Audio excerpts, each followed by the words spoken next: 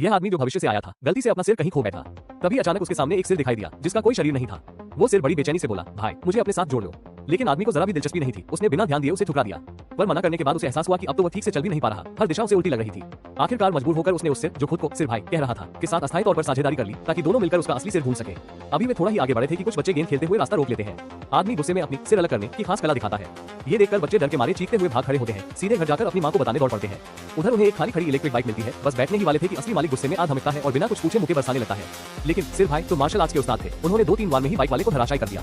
फिर दोनों शान से बाइक पर बैठ फर्राटा भरते हुए निकल पड़े। दूसरी ओर आदमी का खोया हुआ सिर एक बुजुर्ग औरत को सड़क किनारे मिल जाता है। उसका बेटा उसे उठाकर खिलौना समझता है, पर जैसे ही एहसास होता है कि ये असली इंसान का सिर है, वो डर के मारे जमीन पर फेंक देता है।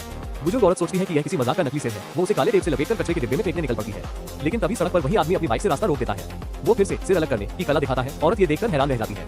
आदमी मुस्कुराते हुए अपना असली सिर उठाता है, उसे दोबारा जोड़ता है और बड़े शालीन अंदाज में उस औरत का धन्यवाद करता है।